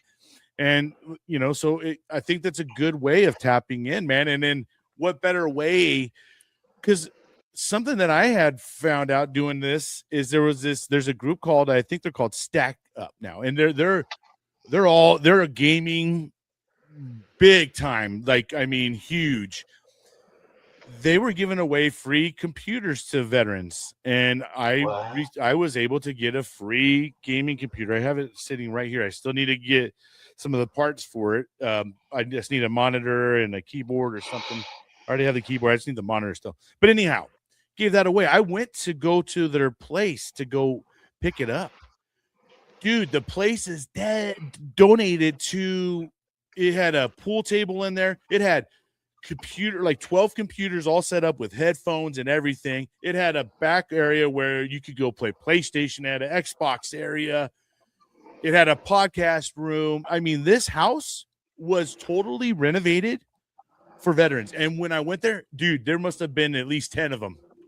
And it looked like they're all from different walks of life. But these guys probably normal day to day probably would be out doing some horrible shit on the street or whatever. They have a place to go hang out now and do something they love, man. Like, they get the game and they get to sit right next to their guys. They even got a little smoking pit. So, like, you know, if you are a smoker, you're out there, you're smoking your cigarette. So there's no excuse as to why you can't come there. They make it very open to everybody. So you feel comfortable. And you're also like, that part right there, man, is just a healing within itself, right? It's just networking, being with each other, and being able to talk while you're gaming, you know, and there's an opportunity. They're going to probably tell some stories or talk about something that they may not have had the opportunity to. So exactly. It's great, man. And I think that we need that. I think that some of these old school mentalities of like, well, this is what they've been doing. We need to kind of break that mold and say, you know, well, the obviously there's tons more veterans than are coming to these VFWs and stuff like that, you know, because of that old school mentality. And then, you know, these younger guys they don't want to go in there and just be stuck in a cloud of smoke and talking about, you know, drunken stories of whatever. Sometimes they want to get away from some of that kind of stuff. Oh, absolutely. And I think it's meeting the new next generation of veterans where they're at. I was talking with another veteran organization here in the state of Utah, and they're talking in their membership committee. And I'm like, I'm just here to advise. I'm not part of the committee. How are you guys on your social media? And they're like, well, we don't have it. I'm like, then you need to get it, because that's where you have to meet the veterans where they're at. And it's just changing that older mentality and stuff to understand that, like, these guys, they're into social media. These veterans are into social media. These veterans are into gaming. We meet them where they're at, and they're more than likely going to be here, because when I get old, I need the younger guy taking care of me and fighting for me in Congress to make sure that I'm not losing my benefits. And that's where a lot of these guys just don't understand it, because they're just like, oh, we just need butts in the seats to, and it's like, no. This is a long-term goal. These are short-term changes for long-term goal, because we need to have these guys there, because they're going to be advocating for us when we can't advocate for ourselves when we're stuck in the nursing home. And I will say this too. Okay, I just had an ouch moment last night. I do a veteran support group. I go to one, and I was talking to this one guy. He's 26, and I was like, hey, do you have Facebook? That's where I share all my stuff. And he's like, Facebook? He's like, that's like the old people thing. And I was like, ouch, Facebook is ouch. old, is So- what they say so now. Yeah. Make sure that if you are doing social media, you also have the Instagram and all TikTok. of that. Yeah. I will be honest with you. So this is the thing that I've wait. I seriously, I was so frustrated because when I go on TikTok or I go on Instagram, people don't look at my stuff. But when I do Facebook, so many people do. So I don't know why some people are prone to one and some people are prone to other. But you got to learn how to tag all of all this stuff. all of the things that I post on Facebook, I get a lot of feedback on there, and people are like, "Oh, these are awesome organizations," and because I post a lot of the events, and I post our podcast and stuff like that. And anyways, yeah. So if you're doing social media, it's hard for a lot of people to accept. And I produced some other podcast shows, and my buddy was so hardcore against Reels and using AI, and I said, bro, you want to compete with anybody else, you unfortunately it's forced upon you to do this, because you'll get lost in algorithms so fast if you don't play the game of the algorithm game. Because even though we think that our material is good or whatever, algorithm dictates what's good and what's bad and what gets shown the most. Yeah. Yep. So it's hard for some people to understand, but you do got to conform and kind of get with technology and get with the way, like some of these VFWs, they got to change their way, or what's going to happen is it's going to be a ghost town at some point in time. Right now, there's a huge age gap at some of these where you got, it stops at Vietnam veterans, you know what I mean? And then that's where it stops.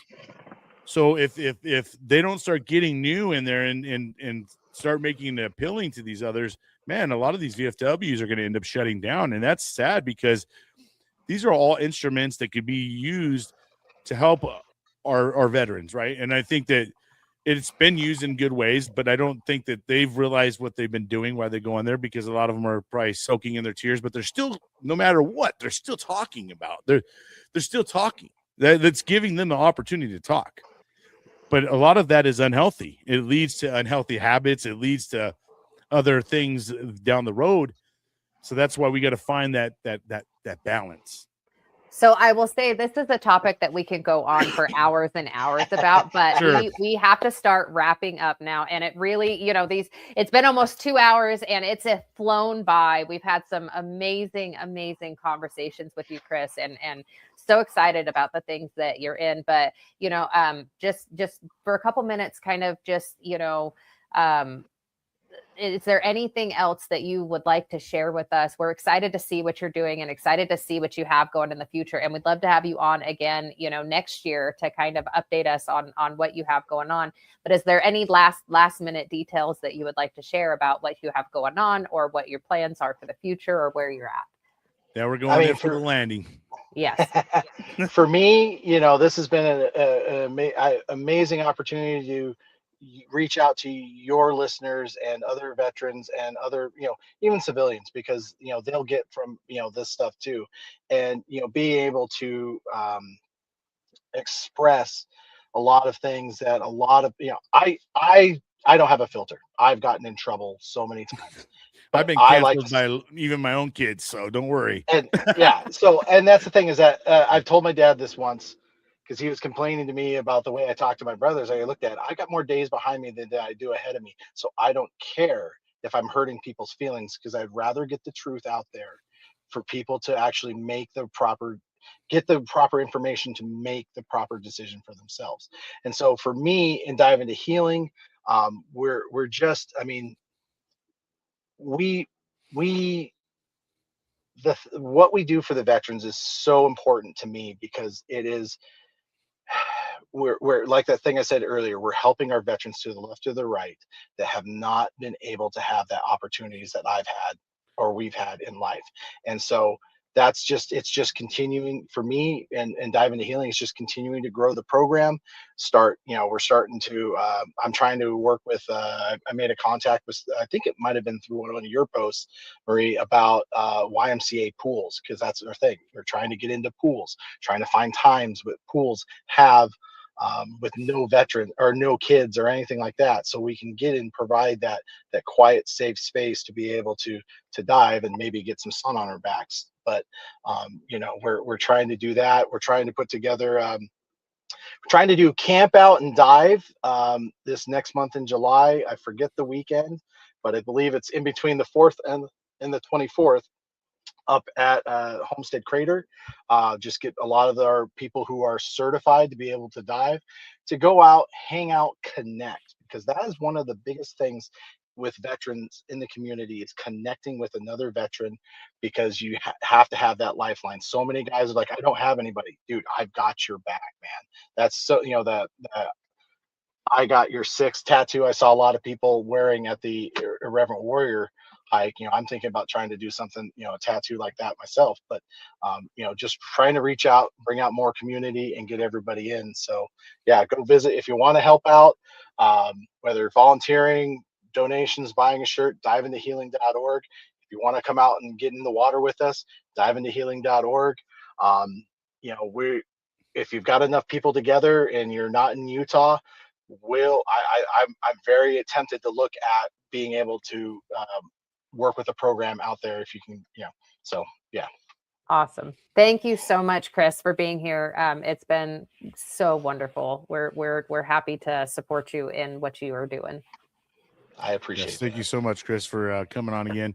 And remember, everybody, if you would like to go check out interview 129, and I believe it was season 3, go check it out and get the full story. If you didn't get enough of Chris, go get some more of them. And we thank you, Chris. Have an amazing day. Thank you for your service to our country, bro. And thank you for what you are still doing for our community. We appreciate you.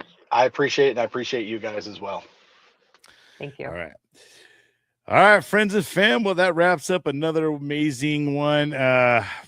He's an awesome dude, and obviously he likes to have a full plate of stuff going on. And, we need more people like that in our community, because, like we said, if each and every one of us can save just one veteran, we can save damn near all of us. You know what I mean? So he's definitely saving more than one veteran at a time.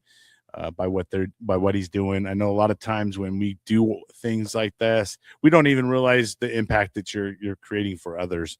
And I'm excited for Marie to go out and experience this on her own, and for her to come back and kind of talk about her experience as well. Also, this is a quick opportunity. If you're struggling out there, this is our buddy check. Please reach out to somebody, get some help, talk to whoever you need. There's always 988 veterans. You could press 1. And hopefully they can give you the right resources and put you in the right direction to help you get the help you need.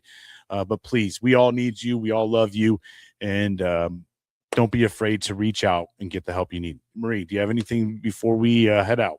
As always, just check out the past episodes, sliderbabe.com. If you want to come be a guest, we are booked out until I think January at this time. So if you want to come on, go ahead and book it. It just will be a little while. We'll let you know if we have some cancellations. But you guys have been so amazing supporting us. We're getting a ton of views, which is fantastic.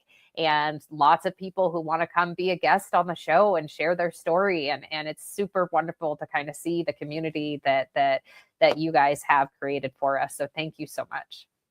All right. So everybody put your seatbelts on. We're getting ready to land the plane. Hope you have an amazing day out there. Don't let the day kick your ass. Make sure you're out there kicking it. We'll see you all in the next one. All right. Thank you for watching. Please like and subscribe.